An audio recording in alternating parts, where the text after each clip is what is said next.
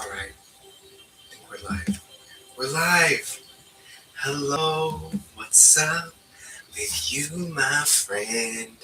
Alright, last time audio wasn't so bad, so I'm hoping that this time is the same. Hello, guys, welcome back to the House of Witches with Jay, the House Witch.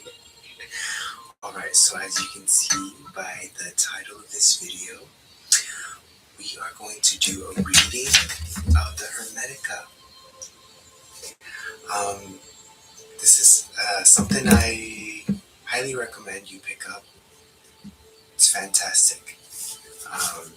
It is similar to Genesis in the Bible, where the creation of the world is explained and God is explained, just a little bit differently. So the Hermetica was written by Hermes Trismegistus, who was I don't know if he was pharaoh or emperor. He was king of Atlantis for, oh my gosh, I almost want to say 3,000 years, but I could be wrong. But he wrote down the secrets of how the universe were created on some tablets.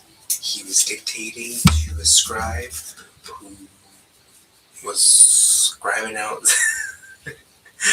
what Hermes was saying. Hermes is also known as Thoth in ancient Egypt. I want to say Enki in, where's the Epic of Gilgamesh? I'm not too sure. Also Hermes in ancient Greece, or Mercury in ancient Rome, refers to the same energy source. This source of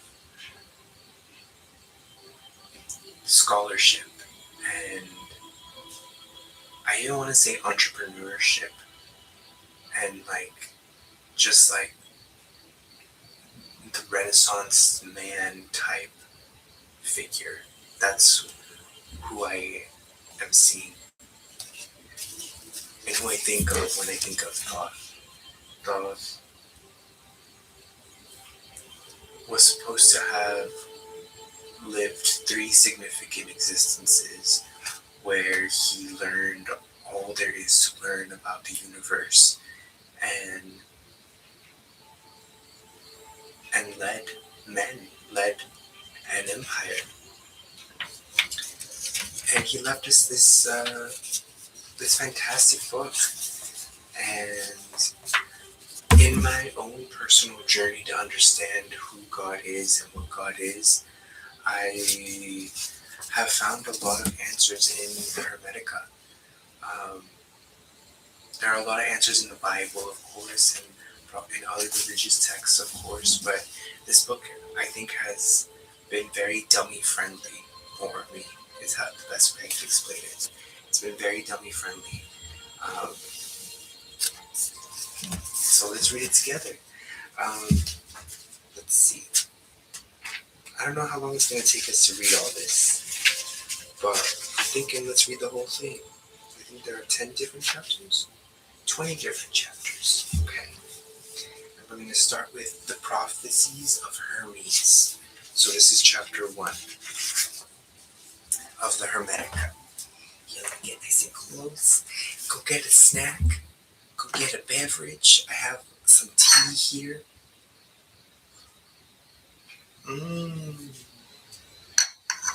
So I highly recommend you get some a little cozy, get comfy. Let's read the prophecies of Hermes by Hermes Trismegistus in the Hermetica. Chapter 1, the prophecies of Hermes. So pure philosophy is spiritual striving. through constant contemplation to attain true knowledge of Atum, the one God. But speaking now in philosophy, I say that in times to come, no one will pursue philosophy with single-mindedness and purity of heart. Those with a grudging and ungenerous temperament will try to prevent men discovering the priceless gift of immortality. Philosophy will become confused, making it hard to comprehend. Making it hard to comprehend. It will be corrupted by spurious speculation. It will be entangled with bewildering sciences like arithmetic, music, and geometry. The student of pure philosophy studies the sciences not as fanciful theories, but as devotion to a tune.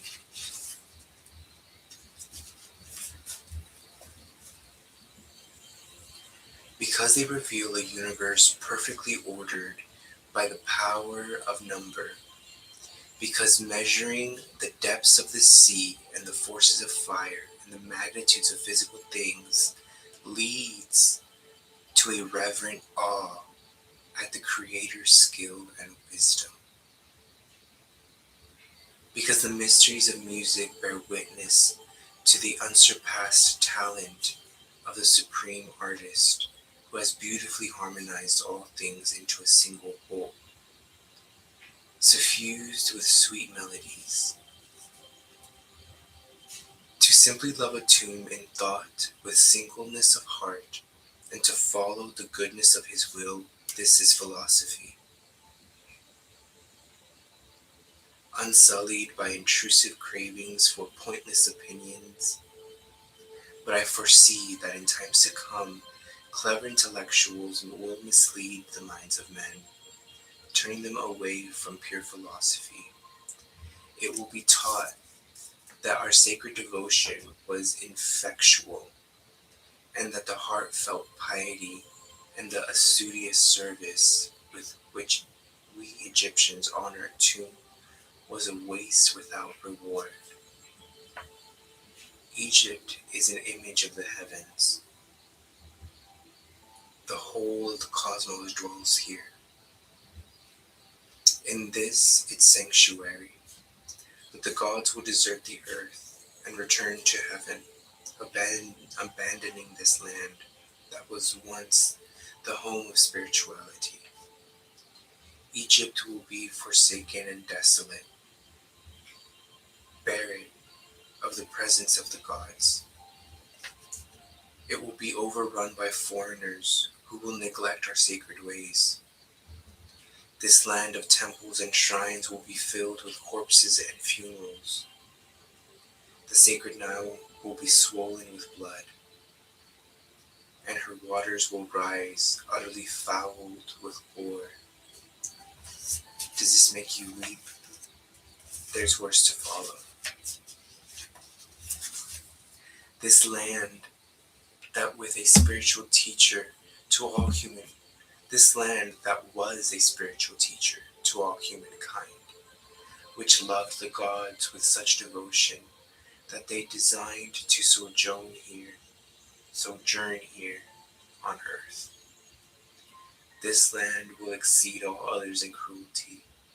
The dead will far outnumber the living, and the survivors will be known as Egyptians by their language alone, for in their actions they will be like men of another race. O Egypt, nothing will remain of your religion but an empty tale, which even your own children will not believe. Nothing will be left to tell of your wisdom but old graven stones. Men will be weary of life and will cease seeing the universe as worthy of reverent wonder. Spirituality, the greatest of all blessings, will be threatened with extinction and believed a burden to be scorned. The world will no longer be loved as an incomparable work of a tomb, a glorious monument to his primal goodness, an instrument of divine will to invoke veneration and praise in the beholder. Egypt will be widowed. Every sacred voice will be silenced.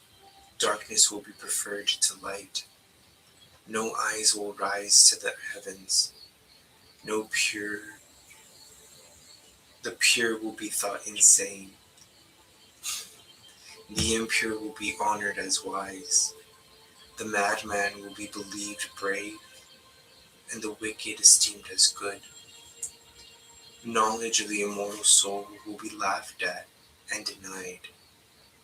No reverent words worthy of heaven will be heard or believed. So I, thrice great Hermes, the first of men to attain all knowledge, have inscribed the secrets of the gods in sacred symbols and holy hieroglyphs. On these stone tablets which I have concealed for a future world, that they may seek our sacred wisdom.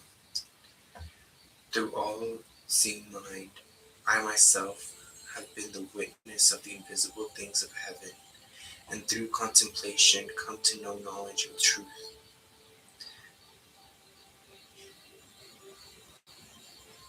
Hold on. Through all seeing mind, I believe myself. Oh my gosh. Through all seeing mind, I myself have been the witness of the invisible things of heaven, and through contemplation come to know knowledge of the truth. This knowing I have set down in these writings. Bum, ba-dum, bum, bum. And so concludes the first chapter of the Hermetica. I pulled some cards to see what Hermes wants us to take away from this chapter. I feel like some major takeaways is that we are in the time of which he spoke of.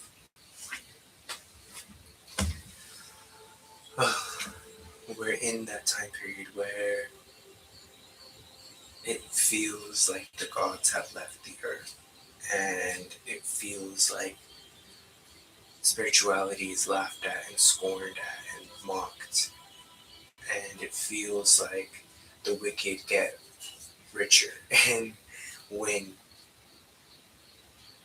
It feels like that.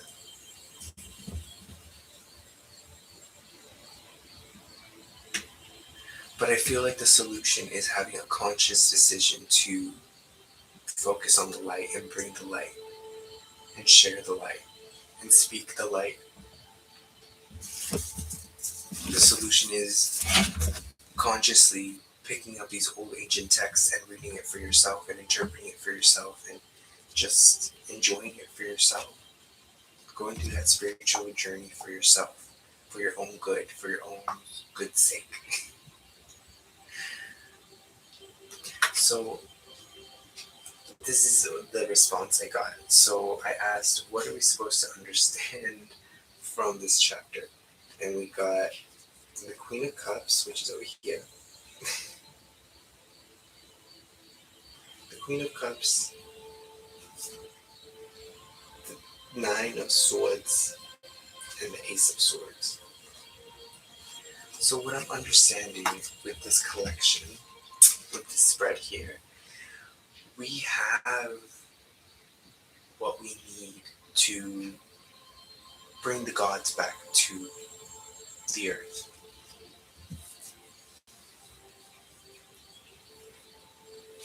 And I would invite you to think of gods in a different way.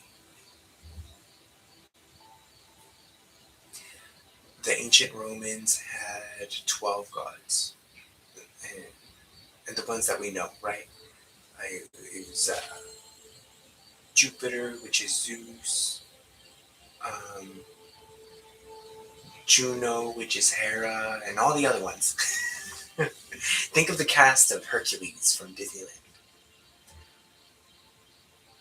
The gods are okay, so the Romans had the 12. The ancient Greeks had hundreds. They had the main 12 Olympians, but from them, everyone else was a god. Every river that sprouted from the ocean, every little hill that sprouted from mountains, every constellation that was birthed from a galaxy, everything was a god. Everything was considered a god. In ancient Greece, there were gods everywhere. Every tree was an individual god. Every type of species of trees was an individual god. Trees as a whole was a god. Trees in a forest was a specific god. Trees by the beach was a specific god. Trees that bear fruit are specific gods. You understand? Like everything in the world was a god. And the understanding of God wasn't necessarily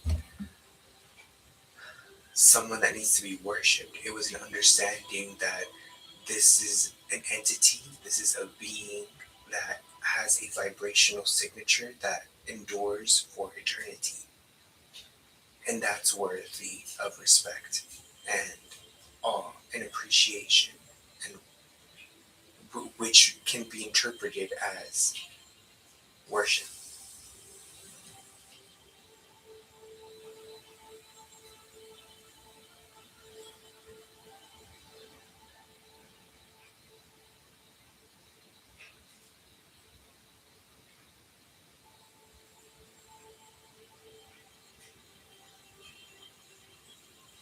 But for the ancient Greeks, the gods went further than just physical things, just things in nature. Because even cities were gods. There was even a god for cities, and like uh, the idea of a city state. That was a whole goddess within herself. But there was also like Eros, which is love, and Eros had like five different versions of itself because there's like that brotherly love, there's romantic love, there is, oh my gosh, friendship love, um, and a couple others. But that's how,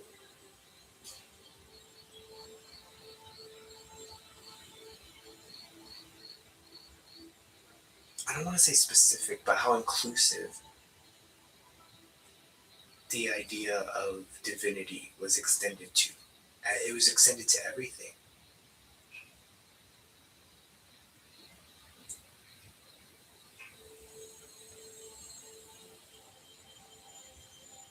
So maybe consider qualities that are within yourself as divine gods that are autonomous individual beings that are a part of the solar system that is your body and your temple and your being. Because I'm referring to qualities like love, like forgiveness, like patience, like friendship. These are gods, these are entities. Those are vibrations that exist without you. They just happen to be within you because you are a being, you are a god. So that divinely essence happens to be within you. Right on. Confirmation.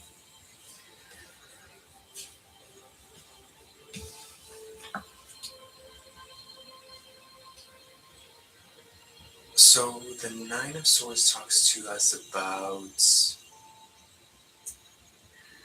to put it plainly, nightmares, things that have been troubling us and giving us turmoil.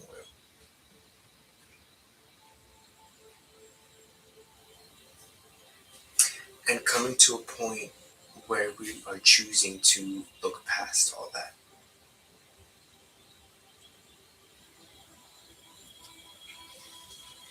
What I'm what we're being asked to do is to focus on that, on the things that we do have within us. Like we do have the patience, we do have the love. We don't need to focus in on the trials and tribulations and the obstacles and the challenges that the the current matrix provides us, which is maybe let's consider intentionally placed to keep us from tapping into the fullness of what divinity is and what our full divine essence and truth really is.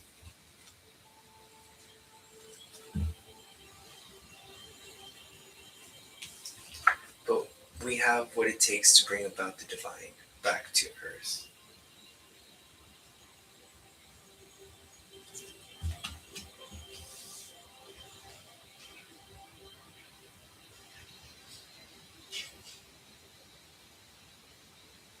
By choosing to do the spiritual work, by choosing to, how did they say, wholeheartedly, single heartedly,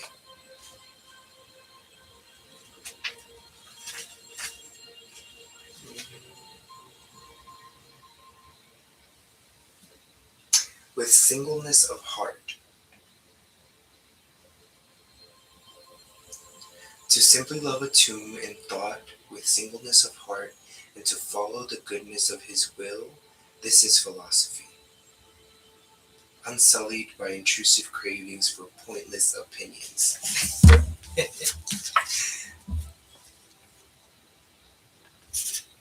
Unsullied by intrusive cravings for pointless opinions. So to simply love a tomb in thought by singleness of heart.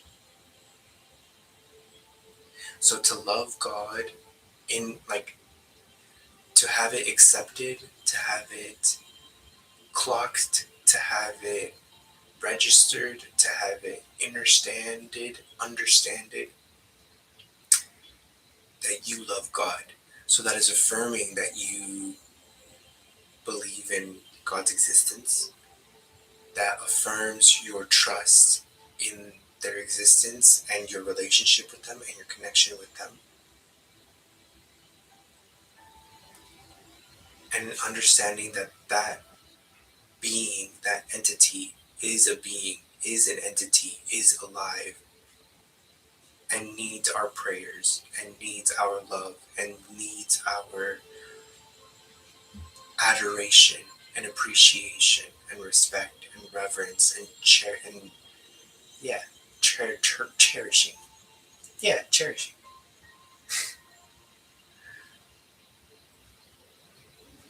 And to follow the goodness of his will.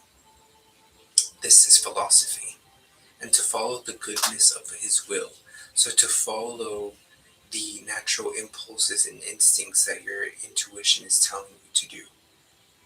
Like when he's telling you to eat the broccoli instead of the fries. Or telling you to invest in that practice as opposed to doing the comfortable thing. To simply love a tomb in thought with singleness of heart, and to follow the goodness of his will, this is philosophy. Hold on. Unsullied by intrusive cravings for pointless opinions. So, also just trusting the intuitive nudges that we're getting, trusting and believing that they are coming from a higher source, that they are good, that they are aligned with our path and our highest good, and that they are meant for us.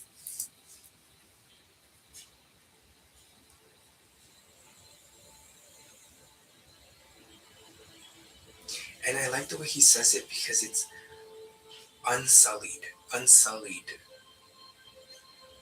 means like undirtied, untampered with. Um, like if you drop just one speck of dust in water, you sullied the entire source of water because now it's dirty. So unsullied by the intrusive cravings, the cravings, the impulses, the desires that feel a bit out of your control, but you know that are, but just keep getting in the way. So there's a desire to just have pointless opinions about everything. Don't rush to have opinions about things. That's something that I feel like a lot of folks rush to do, and I feel like live so hard by their opinions and try to wrap so much of their self-worth and value on their opinions about things and about people and about just, and it just doesn't seem to be aligned with a forgiving and inclusive and warm existence. Just saying. Just saying. Alright, attuned source, Holy Spirit, we are connected to you. What else do you want us to know about this chapter? We have found it very illuminating, a little eerie, but what inspiration can you give us? What words can you give us to be the solution that we need to be to restore Egypt to its former glory? And by that I mean to bring spirituality back to earth and to bring the light back to earth and to place it back on its throne. What do we got to do? What do we do? Alright. Just well, alright, this came out first and then this came out. So by doing the spiritual work, by having fun doing the spiritual work, by focusing on the better feeling aspects of this experience, by realizing that we already have everything that we need and that we are divinely guided and that we can trust ourselves, that we are a lot further than we believe, and that while it might feel like gods are gone from planet Earth, because this universe is a vibrational universe, technically the gods aren't gone because their vibration is always existing. And what is it? The string theory?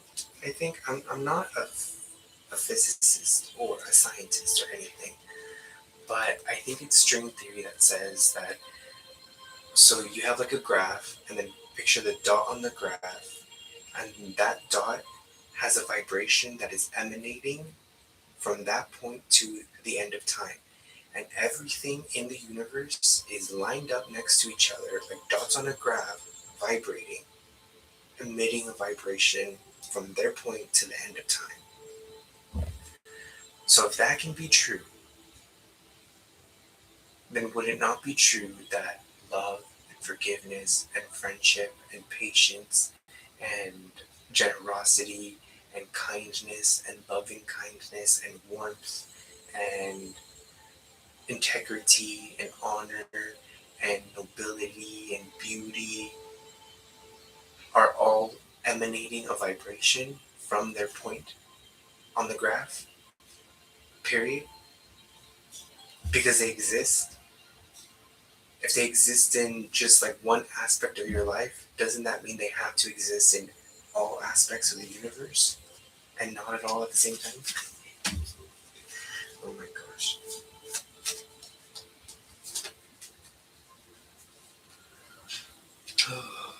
But yeah, act like a little kid when it comes to your spiritual practice. By that I mean pick you, pick you, pick you, pick me, pick me, pick me. Yeah, pick you when it comes to your spiritual practice. When it comes to you doing your spiritual practice and you doing something else, choose your spiritual practice. Your spiritual practice can look like an intentional breath. One at some point in your day. That in itself, by itself, is enough.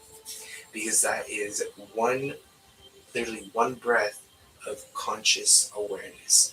And that's what you want to do when you are working on your spiritual practice, because the point is to reconnect with your energy. reconnect. Not like go plug yourself in, reconnect. You've already been connected. What is missing is your conscious awareness that you have been tapped in the whole time. So go do that. Go do that one breath. Sometimes you remember that or you have that realization after a workout. Exercise could be a spiritual practice. You can get that understanding after reading a book, after journaling, after doing, very spiritual or very growth oriented tasks, life bringing tasks. Right? All right. All right. Anything else? Anything else? Oh my gosh. Walk towards the light. Walk towards the light. Walk towards the light. Be the light. And be the light that you want to see shining.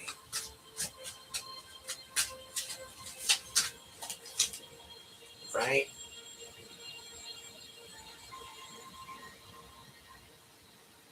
I'm hoping that this is an extension of this prophecy.